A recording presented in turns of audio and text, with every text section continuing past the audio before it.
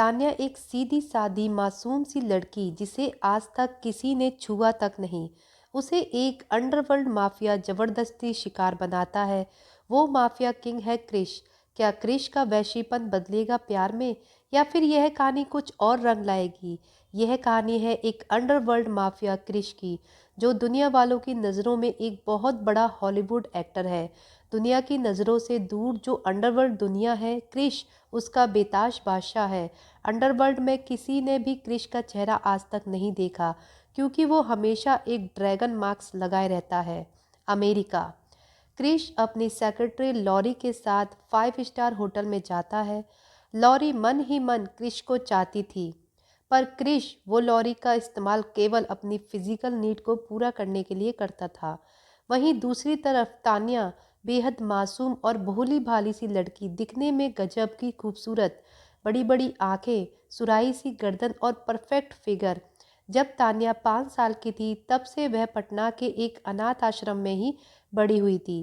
तान्या के लिए प्यार ही सब कुछ है। तान्या का मानना है कि प्यार से कुछ भी जीता जा सकता है। दरअसल तान्या पढ़ने में बहुत होशियार थी।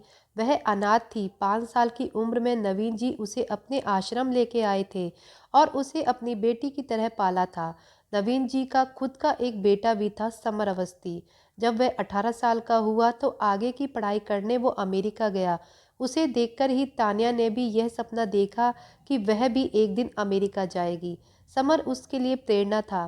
तान्या का एक सपना है अमेरिका में पढ़कर वहाँ एक पारंपरिक भारतीय फैशन डिज़ाइनर बनाना और भारत का नाम दुनिया भर में रोशन करना, जिसके लिए उसे फैशन डिजाइनिंग कोर्स करना होगा और अमेरिकी लोगों की पसंद नापसंद के बारे में भी जानना होगा। इसीलिए उसे उन लोगों के बीच जाना था। आज से पहले 2 बार तान्या ने स्कॉलरशिप के लिए अप्लाई किया था, लेकिन बात नहीं बनी। आज साइबर कैफ़े में डरते हुए जब तान्या ने भगवान का नाम लेते हुए रिजल्ट देखा तो उसकी आंखों का खुशी का ठिकाना ना रहा। रिजल्ट देखकर वो खुशी से झूमने लगी। तान्या को स्कॉलरशिप मिल गई, वो भी कैलिफोर्निया के एक बहुत बड़े कॉलेज में। यह सुनकर नवीन जी एक पल के लिए मायूस हो गए, लेकिन दूसरे ही पल तान्या की खुशी में शामिल भी हुए, क्योंकि तान्या अपने सपनों के करीब जा रही है। तान्या सभी से मिलने के बाद नवीन जी का आशीर्वाद और विदा लेने के लिए उनके पास जाती है। तान्या देखती है कि नवीन जी दीवार की तरफ मुंह करके अपनी गीली आंखों को पोंछ रहे हैं। यह देखकर हंसती खिलखिलाती तान्या की आंखों में भी आंसू आ जाते हैं। ऐसा नहीं था कि तान्या जाने से बिल्कुल भी दुखी नहीं है, लेकिन वह जानती थी अगर आज वह अपने कदमों को पीछे ले लेगी तो जिंदगी में कभी आगे नहीं बढ़ पाएगी। उसे अमेरिका जाना है ताकि वह अपने आश्रम के बाकी बच्चों के लिए, जिन्हें वह अपना भाई बहन मानती है, उनके लिए कुछ कर पाएगी और सबके लिए एक मिसाल भी बनेगी। तान्या मुस्कुराते हुए नवीन जी के पास जाती है और उन्हें पीछे से टोकते हुए कहती है, बाबा आप नहीं सुधरेंगे ना, आप फिर से रो रहे हैं। मैंने कहा है ना मैं जल्दी आ जाऊंगी, आप बस अपना ख्याल रखिए और मेरा इंतज़ार कीजिएगा। तान्या की बात सुनकर नवीन जी अपने आंसू पोंछते हुए कहते हैं, मुझे बस तुम्हारी सुरक्षा की चिंता है कि इतने बड़े देश में तुम अकेले कैसे रहोगी। तुम बहुत छोटी और मासूम हो, बाहर की दुनिया बहुत खतरनाक है। इस पर तान्या मुस्कुराते हुए कहती है, आप चिंता मत करो बाबा, मैं अपना ख्याल रखूंगी। मैं छोटी बच्ची हूँ क्या? वैसे भी समर है ना मेरा ख्याल रखने के लिए। आप मेरी चिंता बिल्कुल मत कीजिए।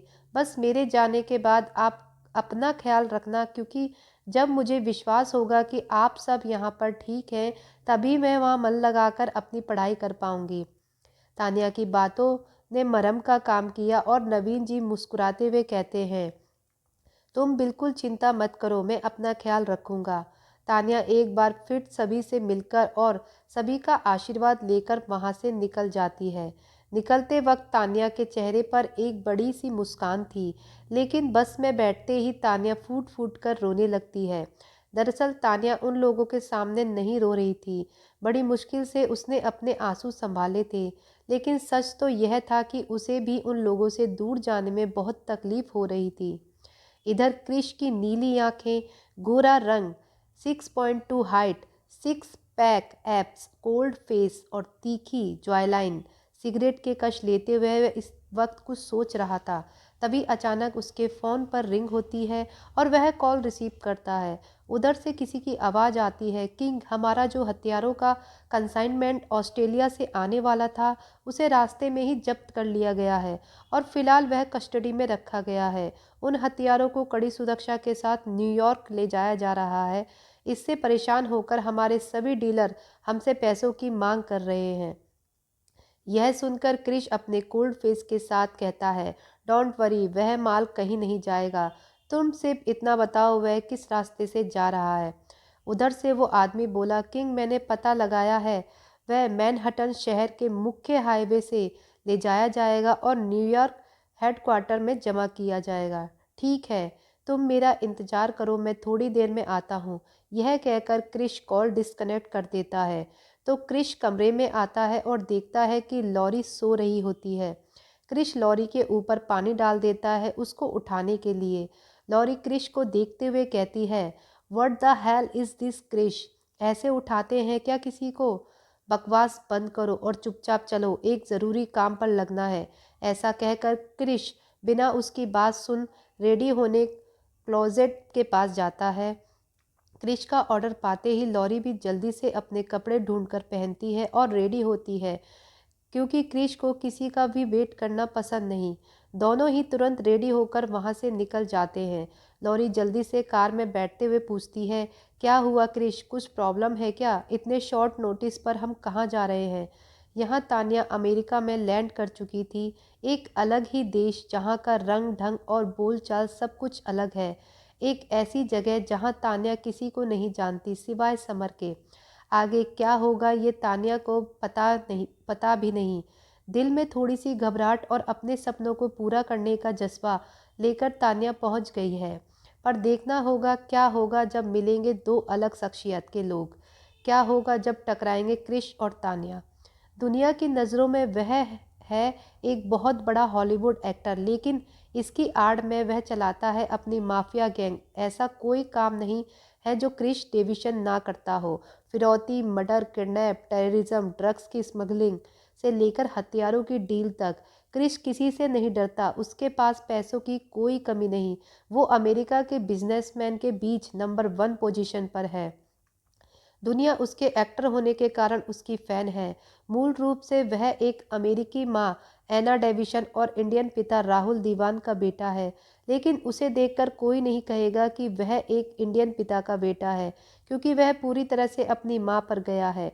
दुनिया की नज़रों में वह है एक शालीन लेकिन एरोगेंट इंसान है, लेकिन उसकी असली पहचान दुनिया की नज़रों से छिपी हुई है। और यह पहचान छुपी है एक मार्क्स के पीछे, ड्रैगन किंग मार्क्स, जो है उसकी माफिया गैंग की पहचान। उधर गाड़ी में बैठते हुए परेशान होती लॉरी ने पूछा, क्या हुआ क्रिश, कुछ प्रॉब्लम है क्या? इतने शॉर्ट नोटिस पर हम कहाँ जा रहे हैं? चुपचाप चलो, सब बताता हूँ। पहले यह बताओ मेरा आज का शेड्यूल क्या है? क्रिश ने कहा, जिसके जवाब में लिंडा ने अपने सेक्रेटरी वाले अंदाज में शेड्यूल बताना शुरू किया। क्रिश, आज एक शॉपिंग मॉल में के उद्घाटन में तुम्हें जाना है। उसके बाद एक बहुत ही बड़े डांस रियलिटी शो में तुम्हें जाना है। और फाइनली तुम्हारी न्यू मूवी की ओपनिंग है, वहाँ तुम्हें फंक्शन अटेंड करना है। लॉरी ने एक सांस में सब कह दिया। ठीक है, सभी को कैंसिल कर दो, क्रिश ने खूंखार शक्ल बनाकर कहा, जिस पर लॉरी हैरान हुई और परेशान होकर कहा, व्हाट, ये क्या कह रहे हो क्रिश? हमने तीनों जगह से पैसे ले लिए हैं और कॉन्ट्रैक्ट साइन कर लिया है। सभी जगह जाना जरूरी है। अगर तुम्हें मना करना ही था तो पहले कहते। इतने कम नोटिस पर हम उन लोगों को मना नहीं कर सकते, हम पर केस हो जाएगा। जस्ट शट अप, जितना कहा जाए उतना करो। मेरी असिस्टेंट होने के नाते तुम्हें सिर्फ ऑर्डर फॉलो करने का काम है। ऑर्डर देना मेरा काम। हमें मैनहट्टन के लिए निकलना है। हमारा जो कंसाइनमेंट आने वाला था वह एफबीआई ने जब्त कर लिया है और उसे छुड़ाना हमारा काम है, क्रिश ने गाड़ी चलाते हुए कहा। उसकी गाड़ी हवा से बातें कर रही थी। लॉरी क्रिश की वफादार थी और वो उसे मन ही मन चाहती थी। क्रिश की प्रॉब्लम को वो अपनी प्रॉब्लम समझती थी। वो चौंक कर बोली, व्हाट, इतनी बड़ी बात हो गई और तुम मुझे अभी बता रहे हो? उसकी बात सुनकर क्रिश उसे घूर के देखता है, क्योंकि कोई भी क्रिश से ऊंची आवाज़ में बात करे वह क्रिश को बिल्कुल पसंद नहीं। इस बात का अंदाज़ा होते ही लॉरी अपनी आवाज़ को स्लो करती है और एक लंबी गहरी सांस लेकर पूछती है, ओके आगे क्या करना है, क्या प्लान है? लॉरी ने परेशान होते हुए पूछा। क्रिश ने कहा, plan x. What plan x? लेकिन इतने कम समय में इस प्लान को तुम एग्जीक्यूट कैसे करोगे? लॉरी ने फिक्र जाहिर करते हुए पूछा। उसकी फिक्र और घबराहट को नज़रअंदाज करते हुए क्रिश बोला, वह तुम मुझ पर छोड़ दो और उसकी तैयारी करो। ठीक है कहकर लॉरी किसी को कॉल करती है। इधर दूसरी तरफ तान्या कैलिफोर्निया पहुंच चुकी थी। यहाँ आते ही उसे समर मिलता है जो उसे एयरपोर्ट पर रिसीव करने आया था। तान्या समर से लगभग 3 साल बाद मिल रही थी। दोनों बचपन के दोस्त थे। तान्या को अपने सामने देखकर समर दौड़ते हुए जाकर उसे गले लगाने ही वाला था कि तभी तान्या उसे हाथ दिखाकर रोक देती है। समर हैरान होकर कमर पर हाथ रखकर तान्या को देखता हुआ और मुंह बनाते हुए कहता है, ओए छिपकली, तूने मुझे गले लगने से क्यों रोका? यार इतने सालों बाद मिल रही है, इतनी खुशी हो रही है तुझे देखकर, गले तो मिलने दे। इस पर तान्या भी समर की तरह अपनी कमर पर हाथ रखकर मुंह बनाते हुए कहती है, ओए बंदर, विदेश में रहकर फिरंगी कबूतर बन गया है क्या? मैं बहुत नाराज़ हूँ तुझसे। तूने इतने साल मेरी खबर तक नहीं ली, इसलिए पहले मैं तुझे सजा दूंगी फिर गले मिलूंगी। चल अब लग जा काम पर। यह सुनकर समर हैरान होते हुए कहता है, तू क्या पागल हो गई है? यहाँ सबके सामने? ना बाबा ना, मेरी इज्जत का फालूदा हो जाएगा। सजा देनी है तो घर चल कर देना। मैं कुछ नहीं जानती, अभी और इसी वक्त सजा भुगत, वरना मैं तेरे साथ नहीं जाने वाली। बाबा की डांट तू खाना, तान्या ने एटीट्यूड के साथ कहा। जिस पर समर मक्खन लगाता हुआ बोला, प्लीज़ तान्या मान जा। देख, अगर तू मेरी बात मान जाएगी तो मैं तुझे 2 चॉकलेट दूंगा। तान्या ने अपनी बाजू फोल्ड कर दी और ना मैं सिर हिलाते हुए बोली, नहीं, मैं कुछ नहीं सुनना चाहती। तू 2 चॉकलेट से मुझे पटा नहीं सकता। अच्छा ठीक है 4 ले लियो। अच्छा ठीक है 5। समर ने लगभग गिड़गिड़ाते हुए कहा, जिस पर तान्या मुंह बनाते हुए बोली, मैंने कहा ना। समर समझ गया था कि हमेशा की तरह आज भी उसकी नहीं चलने वाली। वो झिझकती सी हंसी के साथ बोलो, अच्छा ठीक है, तू मेरी इज्जत का फालूदा करके ही रहेगी। कहकर शर्माते हुए समर इधर उधर देखने लगा और अपने दोनों कान पकड़कर उठक बैठक लगाने लगता है। सभी लोग आते जाते समर को देख रहे थे। तान्या मुंह पर हाथ रखकर हंसते हुए उसे रोक देती है। अरे बस, आज के लिए काफ़ी है। आज के बाद तुम मुझे अगर शिकायत का मौका देंगे तब पता चलेगा, पूरे 100 उठक बैठक लगवाऊंगी। तान्या कहते हुए खिलखिला रही थी और बहुत प्यारी लग रही थी। ठीक है मेरी माँ, आज के बाद ऐसी गलती नहीं होगी, कहकर समर ने उसके आगे हाथ जोड़ लिए और तान्या ने समर को गले लगा लिया। रास्ते में समर तान्या से पूछता है, तू यहाँ रहेगी कहाँ? तूने कोई इंतजाम किया है? इस पर तान्या बताती है, कैलिफोर्निया कॉलेज के गर्ल्स पीजी में मेरे रहने का इंतजाम कॉलेज ने किया है। बस कल जाकर वहां अपनी हाजिरी देनी है और पीजी में पोजीशन लेनी है। समर मुस्कुराते हुए कहता है, अगर तुझे मेरी मदद की ज़रूरत पड़े तो मुझे बताना। जिस पर तान्या मुंह बनाते हुए कहती है, तुझे नहीं बताऊंगी तो और किसे बताऊंगी? तेरे सिवा मेरा यहाँ है ही कौन? यह लाइन उसने फिल्मी अंदाज में कही थी, इसलिए दोनों खिलखिलाकर हंस पड़ते हैं। इधर लगभग 1 घंटे के बाद क्रिश अपनी ब्लैक ड्रैगन टीम को ज्वाइन करता है और उन्हें प्लान एक्स के बारे में बताता है। क्रिश का ऑर्डर पाकर सभी प्लान एक्स पर काम करने लगते हैं। थोड़ी ही देर में सभी मैनहट्टन शहर के लिए निकल जाते हैं। यहाँ एफबीआई कड़ी सिक्योरिटी के बीच हथियारों के काफिलों को ले जा रही थी, लेकिन उन लोगों को इस बात का डर था कि कहीं ब्लैक ड्रैगन गैंग न आ जाए, क्योंकि वह लोग जानते थे कि वह गैंग इतनी खतरनाक है कि अपना एक भी माल इधर से उधर नहीं होने देंगे। यह तो फिर भी $8 करोड़ का माल है, इसे तो ड्रैगन किंग कहीं भी नहीं जाने देगा। आज तक का रिकॉर्ड है, ड्रैगन किंग को ना कोई पकड़ पाया है, ना उसका चेहरा किसी ने देखा है, इसलिए वह लोग बहुत ही एहतियात बरत रहे थे। तभी वह लोग देखते हैं कि हाईवे के बीचों बीच चारों तरफ से उन्हें काली गाड़ियों ने घेर लिया है। इससे पहले कि वो संभल पाते, उनकी गाड़ी पर दोनों तरफ से फायरिंग शुरू हो जाती है। खैर, जैसे तैसे पुलिस ने भी जवाबी फायर किया। इसी बीच वहाँ 5 बड़े बड़े 16 व्हीलर ट्रक आ जाते हैं और उनकी आड़ में ब्लैक ड्रैगन गैंग और जोरदार फायरिंग करने लगती है। पुलिस वाले चारों तरफ से घेरे जा चुके थे। पुलिस वाले इधर फायरिंग में बिजी थे और एक एक करके वह मारे जा रहे थे। तभी उन 5 ट्रकों में से एक ट्रक का पिछला पार्ट पूरी तरह से अलग होकर ट्रांसफॉर्म हो जाता है और एक टैंकर में बदल जाता है और पुलिस वैन में जो हथियार जा रहे थे उन हथियारों को स्लाइडिंग व्हील के जरिए उस टैंकर की तरफ मोड़ दिया जाता है और सारे हथियार उस टैंकर में अपने आप लोड हो जाते हैं।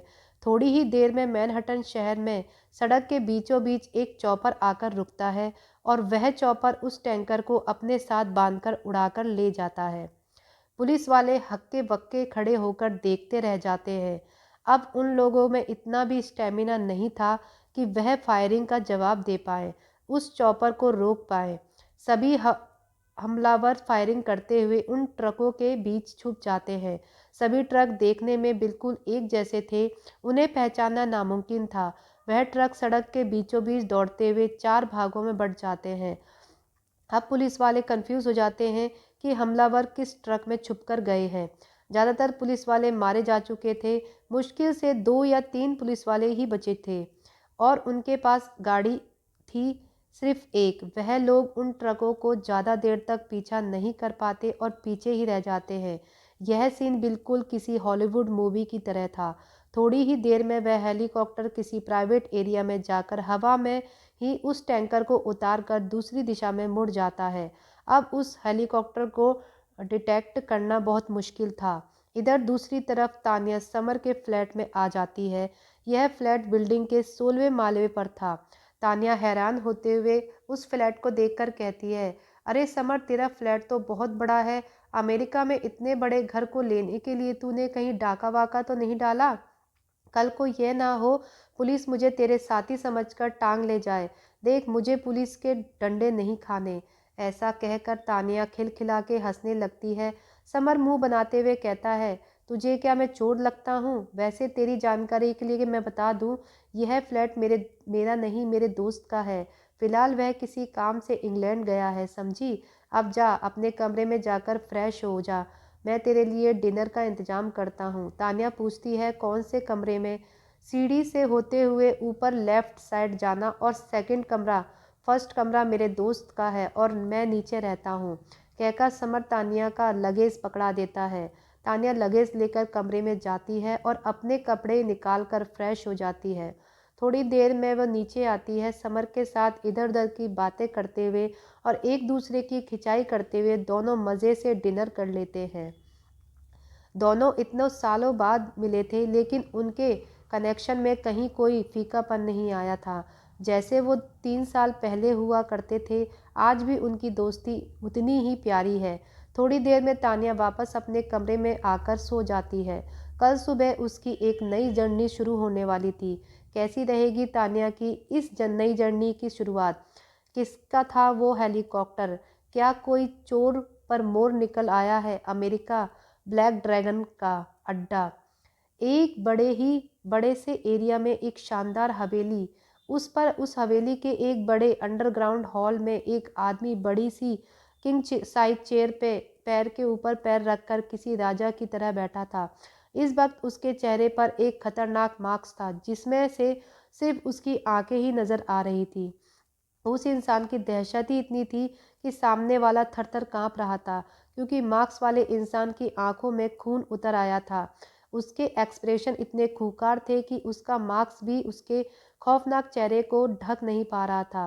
सामने बैठे 3 सूट बूट पहने हुए लोग थर-थर काँपते हुए किसी की तरह हिम्मत करके कहते हैं, किंग, हमसे गलती हो गई जो हमने आप पर विश्वास नहीं किया और अपने पैसे वापस मांगे। लेकिन हम क्या करते किंग, हमारे 8 करोड़ डॉलर इस डील में फंसे थे और एफबीआई ने हमारे सारे हथियार जब्त कर लिए थे। इसलिए हमें ऐसा लगा कि हमें बहुत भारी नुकसान होगा। हमने इस डील के लिए बहुत कर्ज उठाया था।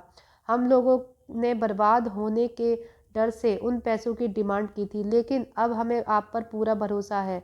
आप हमारा माल हमें ही दे दीजिए, हमें और कुछ नहीं चाहिए। एक ही सांस में कही उस आदमी की बात सुनकर सामने बैठा माफिया किंग क्रिश पिस्तौल लेकर उस आदमी के माथे के बीचों बीच एक फायर करता है, जिससे उस इंसान की खोपड़ी के आर पार एक छेद हो जाता है और वह जल बिन मछली की तरह तड़पते हुए अपना दम तोड़ देता है। यह नज़ारा देखकर उसके पास बैठे बाकी दो लोग किंग के पैरों में गिर जाते हैं।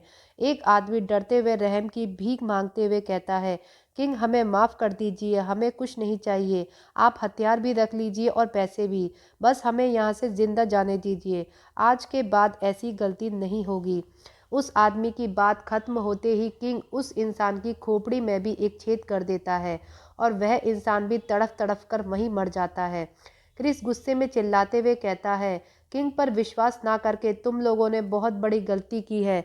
तुमने अपने पैसे वापस मांगे और किंग से ऊंची आवाज़ में बात की। तुम लोगों की अभी इतनी औकात नहीं कि किंग के सामने खड़े भी हो सको।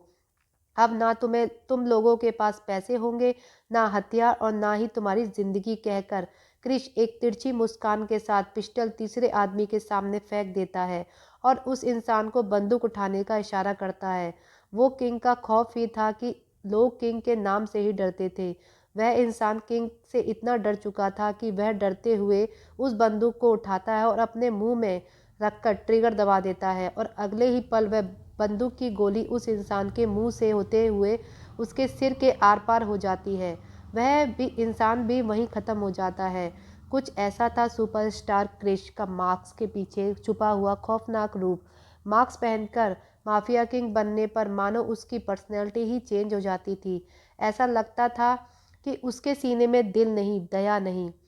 वह किसी की भी परवाह नहीं करता सिवाय दो इंसानों के, और वह है क्रिश का 15 साल का छोटा भाई निखिल डेविसन, जिसे प्यार से सब निक बुलाते हैं, और क्रिश का 25 साल का भाई रॉकी डेविसन।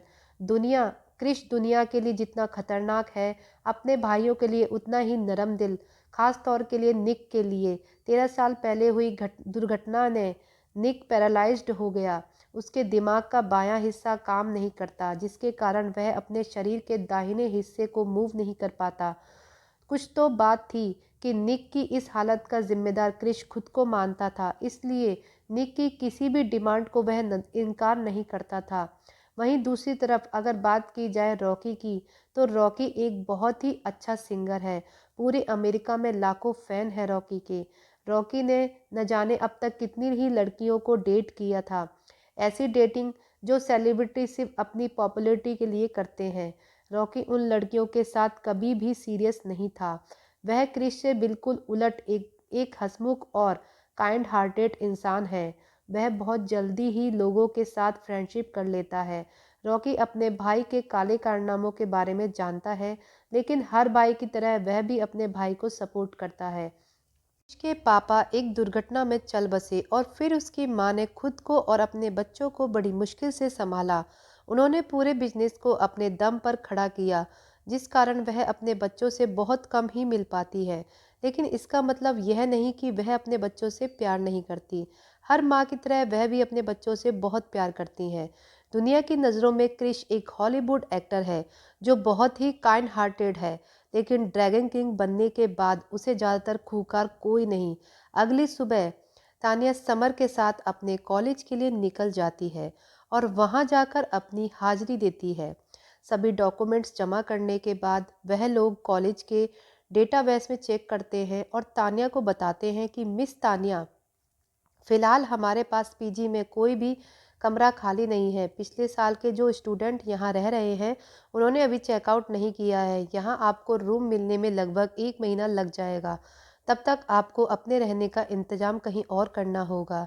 यह सुनकर तानिया हैरान होते हुए कहती है, लेकिन मैं जाऊँगी कहाँ? मैं तो यहाँ किसी को नहीं जानती। आप लोगों ने मुझे पहले क्यों नहीं बताया? मैं अपना इंतजाम कर लेती। अब मैं होटल का किराया भी अफोर्ड नहीं कर सकती। I am so sorry Tanya, लेकिन फ़िलहाल हम आपकी कोई मदद नहीं कर सकते। ऐसा कहकर वो रिसेप्शनिस्ट अपने काम में मशरूफ़ हो जाती है। तान्या बहुत परेशान थी कि वहाँ वह कहाँ रहेगी। तान्या का लटका हुआ चेहरा देखकर समर उससे पूछता है और तान्या उसे सारी बात बता देती है। तान्या की बात सुनकर समर उसे सांत्वना देते हुए कहता है, तुझे चिंता करने की कोई ज़रूरत नहीं है। जब तक मेरा दोस्त इंग्लैंड में है तू मेरे साथ रह सकती है। उसके आने के बाद मैं उसे समझा बुझाकर तेरा कहीं अरेंजमेंट करा दूंगा। डोंट वरी माय छिपकली। समर की बात सुनकर तान्या थोड़ी सी शांति मिलती है। वह समर के साथ दोबारा अब उसके घर चली जाती है और अगले दिन से कॉलेज ज्वाइन करती है। देखते ही देखते लगभग 2 हफ्ते बीत जाते हैं। अपने सपने को हकीकत में बदलते देख तान्या बहुत खुशी से अपनी पढ़ाई कर रही थी। क्लास में उसके कुछ दोस्त भी बन गए थे, कैथी और जॉश, जिसकी अमेरिकन लव स्टोरी आपको आगे पता चलेगी। यह दोनों तान्या के कुछ खास दोस्त बने। आज कॉलेज में तान्या को पता चलता है कि एक स्पेशल प्रोजेक्ट के लिए उनका ग्रुप एक कैंपिंग के लिए जा रहा है। यह कैंपिंग जंगल के बीचों बीच होने वाली थी। यहाँ उन्हें नेचर पर शोध करना था। तान्या इस कैंपिंग के लिए बहुत एक्साइटेड थी क्योंकि आज तक वह आश्रम से निकलकर कभी भी बाहर नहीं गई थी और यहाँ उसे हर दिन कुछ नया एक्सपीरियंस करने को मिल रहा है। तान्या दिल खोलकर जीने वालों में से है।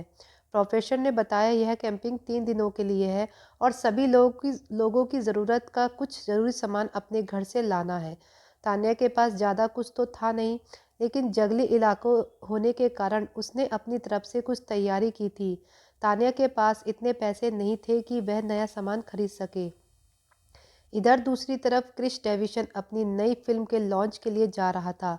उसे अपनी फिल्म के प्रमोशन के लिए पब्लिक के बीच जाना था, जिसके लिए एक बड़े से क्रिकेटर स्टेडियम को चुना गया था। क्रिश अपने मेकअप रूम में था, तभी अचानक उसका सीक्रेट फ़ोन बजता है। यह फ़ोन उसके हाथों की घड़ी के साथ कनेक्टेड था। क्रिश ब्लूटूथ लगाकर कॉल सुनता है और उसके चेहरे के एक्सप्रेशन चेंज हो जाते हैं।